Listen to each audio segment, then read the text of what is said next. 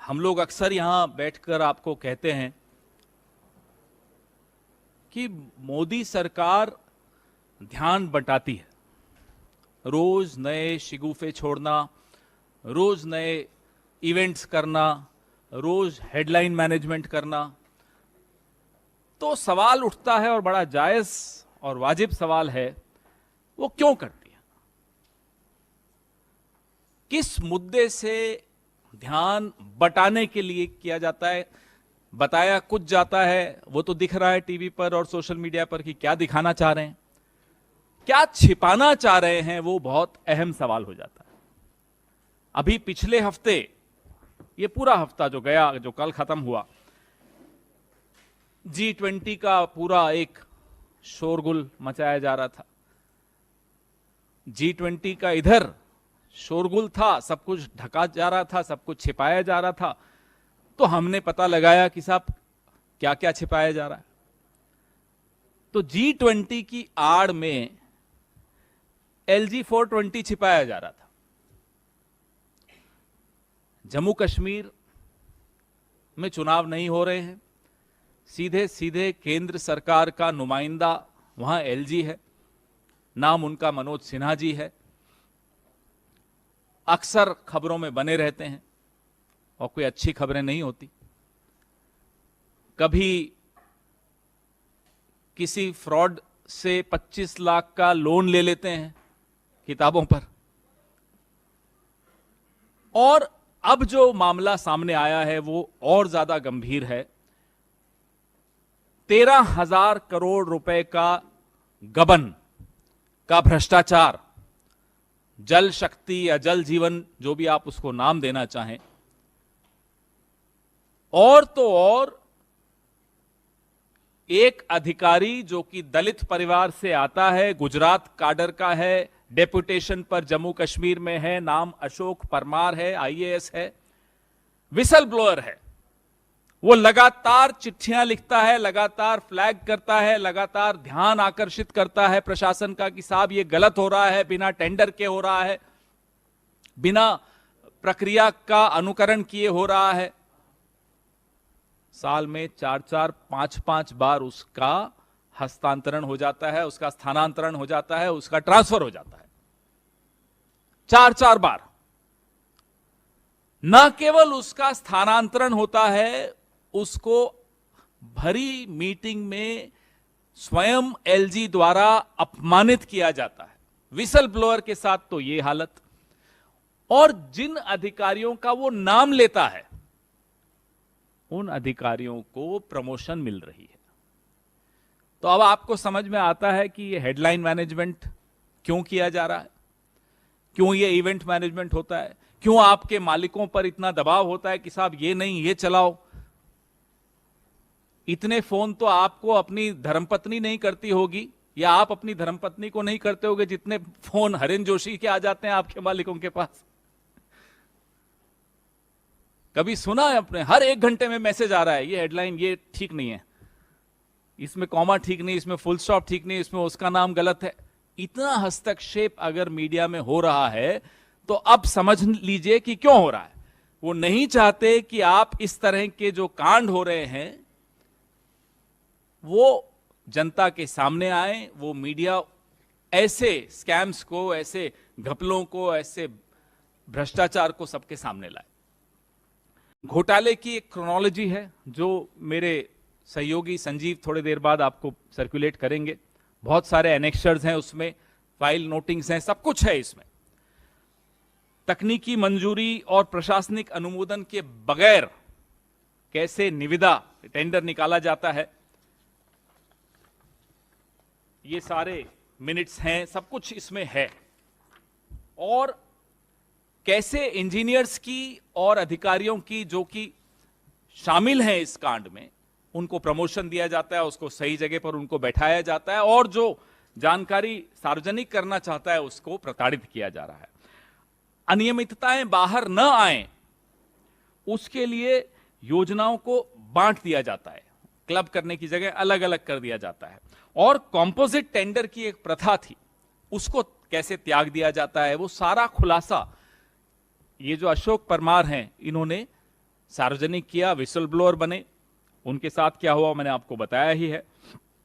एक बहुत व्यापक सी एक शिकायत उन्होंने 17 अगस्त को अभी इसी महीने, पिछले ही महीने की थी, जिसमें उन्होंने ये बताया, और मैं उससे कोट करता हूं कि एलजी मनोज सिन्हा ने 6 जून 2022 को उन्हें बिना किसी गलती के परेशान करने और अपमानित करने के उद्देश्य से बैठक कक्ष से बाहर निकाल दिया। एक आईएएस ऑफिसर हैं, एक विसल ब्लोअर हैं, एक दलित परिवार के हैं, और संघर्षों की एक लंबी चौड़ी दास्तान है इनके आईएएस तक पहुंचने के लिए। गुजरात से आते हैं, उनको सचिवों की समिति की बैठक से, कक्ष से बाहर निकाल दिया जाता है, और भारत सरकार की जो स्थानांतरण नीति है, जो ट्रांसफर पॉलिसी है, उसका उल्लंघन करते हुए लगातार इनका स्थानांतरण किया जाता है। जब अशोक परमार ने इन भ्रष्ट आचरणों को उजागर किया तो उनके साथ ये सब हुआ। इन्होंने राष्ट्रीय अनुसूचित जाति जनजाति आयोग को भी पत्र लिखा और उत्पीड़न की, धमकी की, बदतमीजी की, ये सारे शब्द उन्होंने इस्तेमाल किए उस पत्र में। स्थानांतरण के बारे में सवाल भी उठाए कि साहब एक जातिगत भेदभाव और पूर्वाग्रह से ग्रसित होकर ये स्थानांतरण किया जा रहा है या उनको प्रताड़ित किया जा रहा है, लेकिन कोई जवाब नहीं मिला। मैंने अपने प्रेस नोट में जो नामित अधिकारी हैं जिन पर भ्रष्टाचार का आरोप अशोक परमार जी ने लगाया है, उनका पूरा जिक्र इसमें किया है। हमारे कुछ सवाल हैं, हम बार बार आरोप लगाते हैं कि ये बाबा साहब अंबेडकर के संविधान के खिलाफ ये सरकार काम करती है। अब उसका एक प्रत्यक्ष आपको प्रमाण भी दे रहे हैं कि एक आईएएस अधिकारी को मोदी सरकार 13,000 करोड़ रुपए के बड़े घोटाले का पर्दाफाश करने का एक तरह से सजा दे रही है। तो क्या ये जवाब देंगे कि इसका किंग पिन कौन है, बड़ी मछली कौन है? ये तो हो नहीं सकता कि साहब कोई एक आईएएस अधिकारी किसी को प्रताड़ित कर रहा है अपने जूनियर को। ये भी हम नहीं मान सकते कि सिर्फ एलजी अकेला इतनी हिम्मत दिखा सकता है। एलजी के ऊपर कौन है, किसको छिपाया जा रहा है, किसको बचाया जा रहा है? ये 13,000 करोड़ जा कहां रहा है? ये हमारा पहला सवाल है। गृह मंत्रालय में शिकायतों के बावजूद, सीबीआई जांच की मांग के बावजूद, जम्मू कश्मीर प्रशासन या मोदी सरकार या गृह मंत्री, जिनके सीधे नीचे ये एलजी आते हैं, उन्हीं को रिपोर्ट करते हैं, ने जल जीवन मिशन के क्रियान्वयन में जो घोर अनियमितताएं हुई है उसका जांच का आदेश क्यों नहीं दिया? फिर से वही पहला सवाल आ जाता है, किसको बचा रहे हो, किसको छिपा रहे हो, क्यों नहीं जांच की मांग को स्वीकार कर रहे हो? और एक दलित आईएएस अधिकारी का उत्पीड़न, वो राष्ट्रीय अनुसूचित जाति आयोग को लिखता है, आज तक इस आयोग ने क्या मनोज सिन्हा को तलब किया? हमें मालूम है नहीं किया, तो हम जानना चाहते हैं क्यों नहीं किया। यह आयोग भी क्या राजनीतिक है? सिर्फ अपने राजनीतिक प्रतिद्वंदियों के लिए बनाया है? आपके अपने एलजी के खिलाफ इतनी गंभीर शिकायत आपके मातहत एक दलित अधिकारी करता है और आप उस पर चुप बैठे रहते हो, यह क्या दिखाता है? मोदी सरकार ने इस अधिकारी अशोक परमार के खिलाफ झूठे आरोप भी लगाए, यह दावा करते हुए कि कॉन्ट्रैक्ट समिति का वो प्रमुख बनना चाहते थे, जबकि इसका कोई लिखित कहीं भी आपको रिकॉर्ड नहीं मिलेगा। हवा में आरोप लगा दिए, उसको डिस्क्रेडिट करने के लिए, उसकी जो बात है उसको एक तरह से मटियामेट करने के लिए। तो ये उल्टा चोर कोतवाल को डांटे का सिंड्रोम क्यों है? आपके अपने राज्य का अधिकारी है, संघर्ष करके यहां तक पहुंचा है, एकदम जो हिंदी पिक्चरों में भी देखते हैं ना, उससे भी ज्यादा कड़ा संघर्ष इस व्यक्ति ने, इसके परिवार ने किया यहां तक पहुंचने के लिए। तो हमारे ये 3 सवाल हैं, इसका जवाब पूरी उम्मीद है हमें कि नहीं मिलेगा, लेकिन पर्दाफाश मोदी सरकार की असलियत से हो जाता है जब इस तरह के आरोप लगते हैं और जब चुप्पी होती है, वहां से कोई जवाब नहीं आता। सब आयोग चुप, एलजी चुप, सरकार चुप, गृह मंत्री चुप। अब बोलने का वक्त जो है अब जनता का आ रहा है।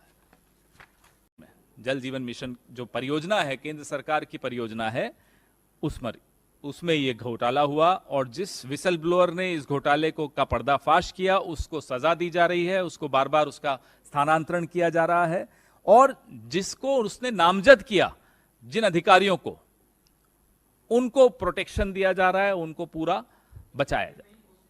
जी, कश्मीर ही में पोस्टेड है। और इसमें जो 2 लोगों पर, जो राजनीतिक लोगों पर शक की सुई जाती है, एक का नाम मैं लिया, एक का मैं भूल गया, मैं अभी ले लेता हूं, मनोज सिन्हा का नाम लिया, और जो जल जीवन मिशन के केंद्रीय मंत्री हैं शेखावत साहब, उन पर भी एक शक की सुई जाती है कि उन्होंने क्यों एक विसल ब्लोअर को सजा देने दी या दी, और नामजद अधिकारियों को बचाया गया जिन पर यह आरोप था कि वो भ्रष्टाचार में लिप्त हैं।